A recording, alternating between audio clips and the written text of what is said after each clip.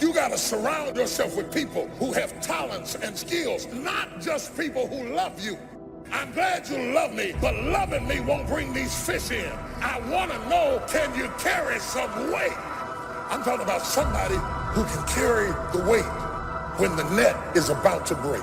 You are carrying so much weight and so much responsibility that you are at the breaking point.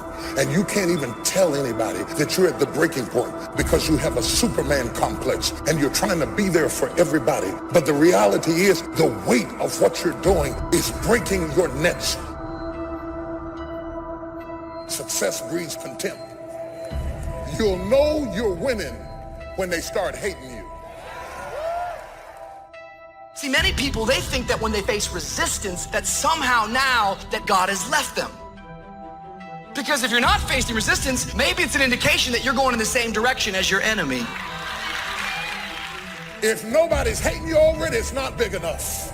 You'll know it's big enough when they start hating you for it. And nothing you do satisfies them. And nothing you do calms them down. That's a sign that you're getting ready to get in a net-breaking blessing. Think of it like this. For every peace stealer you allow in your life, you are 20% more likely to live stressed, to have a crisis. I'm asking you to find happy friends. I'm not saying you have to cut people off, never speak to them again. I am saying you should put up some boundaries. You don't have to make a big announcement. Just little by little, spend less and less time with that person. If you don't get the wrong people out of your life, you'll never meet the right ones. You got to look for the good. You don't have to look for bad in life, but you have to look for the good. Well, my friend really disappointed me, but at least I learned to put my hope in God more than in people.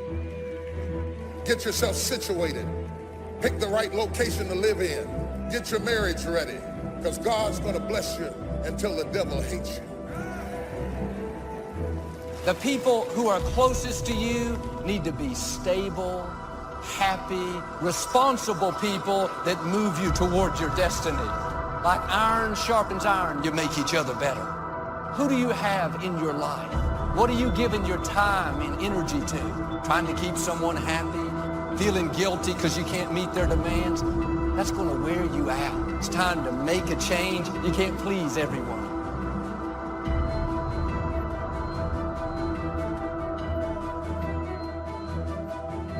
A dream will require integrity, and what others believe about you is never as important as what you believe about you.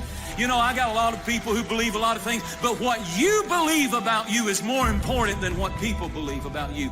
You need to grow, and the only way you're going to grow is when you listen and when you learn. Whenever I find myself in a place where I'm starting to feel overwhelmed, when I feel maxed out of my capacity, I always take that as a sign. I need to get some new advice, some new guidance. Where I'm going is not where I've been. I'm gaining ground. Come on, somebody. I'm gaining ground. What would your life be like if you decided to become courageous? You know, it takes courage to live. Most people go through life not allowing themselves to step out because they don't want to let go. They don't want to be moved. The courage to face life's whirling wind of contradictions. The courage to love yourself. Gone through the same process and evolved. You can't sit with somebody who's invested 30 years in and be respected as an equal when you got 3. There are some things only experience can teach you. And until you pay your dues, don't run with horses when you're tired from walking with men. The brighter the light, the more the heat. The higher God takes you, the more people are going to see you. And sometimes, instead of celebrating you, people will get jealous, try to pull you down. Don't take the bait. It's a distraction. Keep your face set. Stay focused on your purpose. Do you define yourself by your emotions? Do you define yourself by your status? Do you define yourself by your lowest point? Do you define yourself by your highest achievement? All of that is dangerous. Because the moment you start believing that you are what you do or you are what you went through, there's a bleeding on the inside that happens when your sense of self-worth flows from what you do and what you go through. You can't become so dependent on people that you're getting your worth and value out of how they treat you. It's easy to become addicted to compliments, addicted to encouragement, addicted to them cheering you on. Now you rely on them to keep you feeling good about yourself, to make you feel approved. Like a drug, if they don't keep you fixed, meet all your expectations, you get discouraged. The problem is you're trying to get from people what only God can give. Your worth, your value doesn't come from another person, it comes from your Creator. If you rely on people, you'll be disappointed. People will let you down. Sometimes people will even turn on you.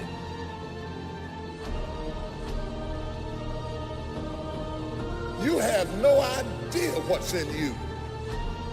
Do you understand that the problem that you're grappling with right now is not even the issue? It's just training for you. The lion that you're fighting with now is not even the issue. God just allowed the lion to come in your life so you'd have something to work on. The lion is not important. It doesn't even matter. God is training you with the lion. God doesn't even care about the lion. He cares about you. He's using the problem to get you ready, to teach you patience, to teach you how to trust him with no money. He's prepping you for the next release of glory so that when folks start walking out, they can walk out if they want to. You say, I know how to do that too.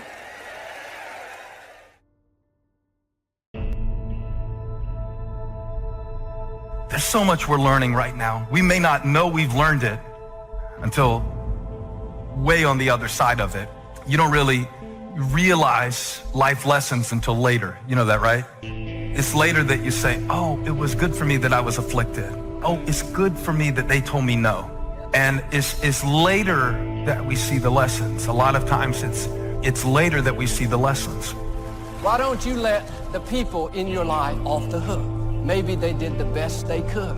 They may have made decisions that you don't understand. Feels like it puts you at a disadvantage, but you didn't have to walk in their shoes. Bottom line, nobody owes you anything. God is keeping all the records. He has seen everything that's happened in your life. The injustice, the person that did you wrong, those people cannot pay you back. They cannot make you whole. Only God can. The lesson of letting go is not only that external events cause us to let go. The way God changes us is transformation from the inside out. Isn't that really relevant while you're stuck inside? That's the way God changes things?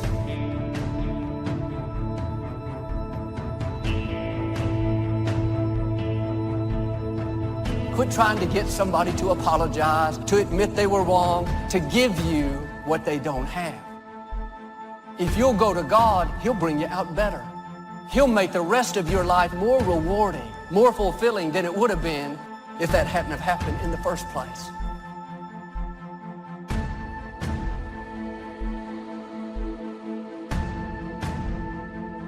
You gotta grow, you gotta expand, you gotta know that you're here for a purpose. There are no mistakes. There is a meaning. Even if you haven't found it yet, you must discover it. And you know what? For most people, they don't discover the meaning of their life until their life is over, or until somebody very close to them that they love is about to leave them. You don't have to wait for the pain to discover the meaning. It first starts with decision on your part. And may I add, well, you should decide. Why let worry continue to take money out of your pocket and bank account? Why let worry any longer keep you from becoming all you can be? Why let it rob you of better friendship, better family relations, better profits, better results? It's a burden you can get rid of. Why not be rid of those sinking, nagging feelings that all is not going to be well, that you can't do it, that it won't work out for the best? Worry is undue concern that takes up too much of your mental and emotional time.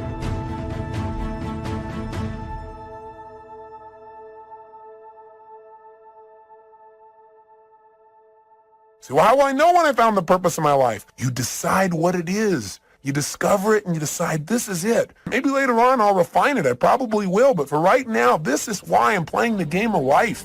This is what it's about. Every day, if I'm just being this way, if I'm just doing these kinds of simple things, then I know I'm on track. I know there's a reason for my existence. And so although you may believe it to be true about you, these doubts and negative thoughts you have, these were not your original thoughts. That's a powerful thing to understand, because you weren't born this way. You weren't born doubting. You were born perfect. You were born believing you were going to do something great. You were born believing you were going to do something special with your life. As a baby, I promise you, you had no negative self-talk. You had no negative self-doubt. These are external sources. There's somebody else's thoughts they gave you because of how they felt about themselves. If you're offering words of wisdom to someone in the genuine attempt to help and they treat that with contempt, then shut up, because you're demeaning your words by throwing them away. Self-confidence is self-trust. Self-confidence.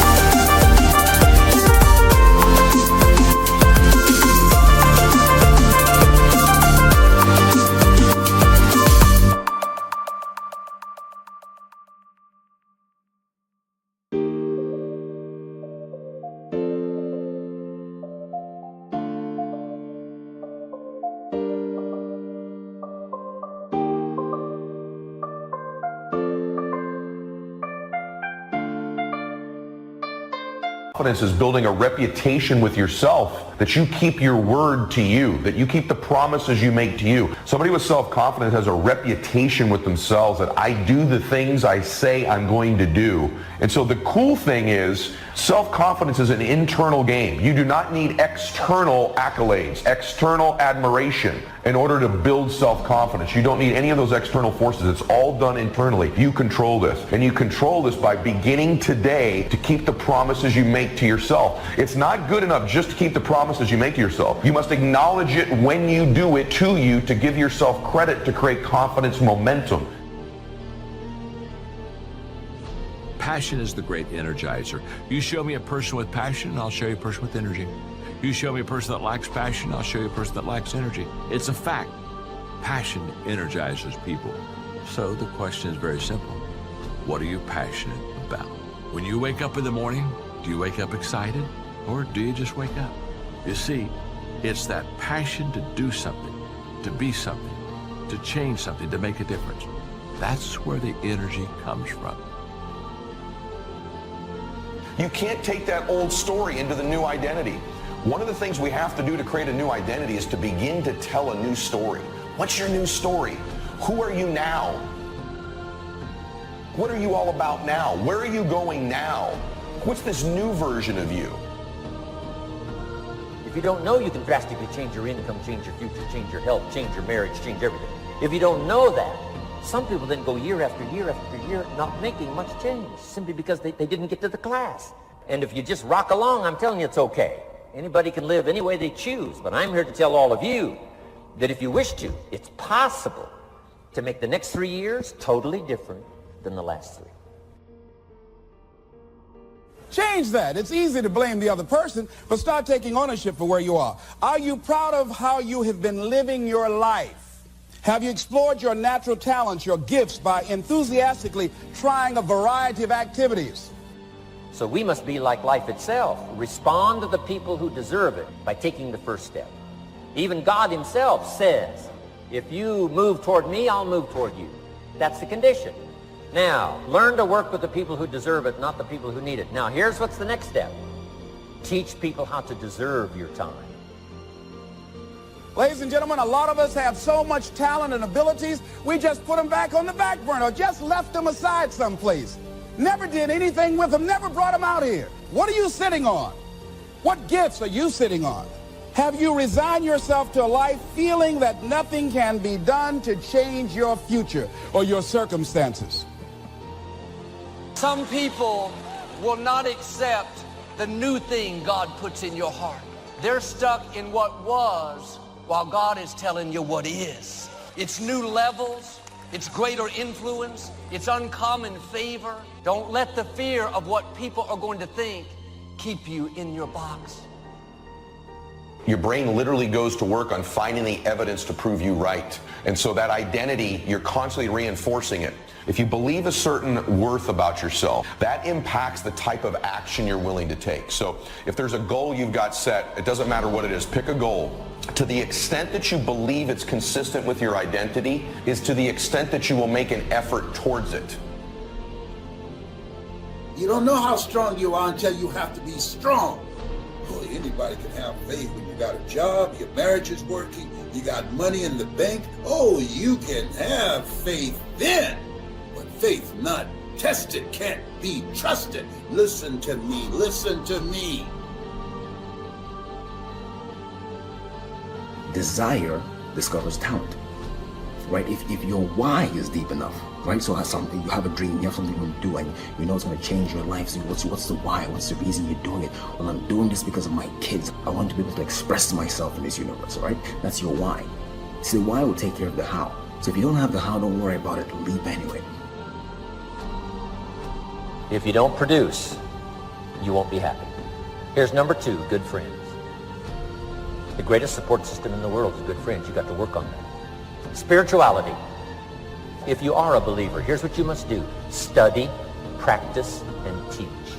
Whatever's valuable to you, study, practice, and teach.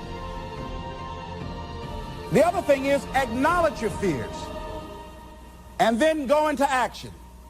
Anybody who's ever done anything, who's ever taken a chance, doesn't mean that they are not afraid. Courageous does not mean being the absence of fear. I think that being courageous is willing to do it because that's what you feel and you're going to do it anyhow. What is it about you that's different than your friends? I know I can do more than what I'm doing. I can have more. See, that's the difference between people who make it and people who don't make it. You have a power in you to overcome anything that you are confronted with. You trying to convince me, right?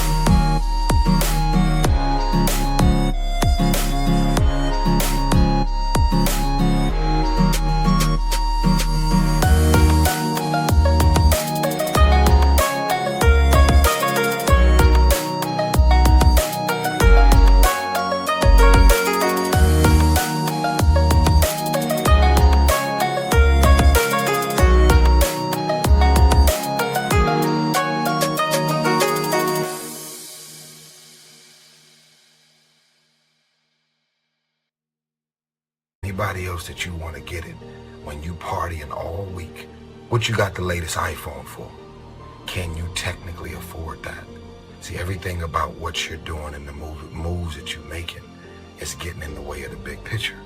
You still partying, you still popping bottles with models, you doing the most. You trying to convince everybody around you that you on, but you're not on. It was good enough for my father, and it's good enough for me. This is the man we ought to ask to use the telephone his father used, and drive his dad's old car, and wear his old clothes, and eat his food, and live in his house. No, what was good enough for my father is not good enough for me. Everything is changing, and the wise man or woman is the one who takes a yes attitude toward life, who looks for and expects change and improvement in every department of life. And I say to you, you have something special. You have greatness in you. And the road to the life that you want is straight and narrow.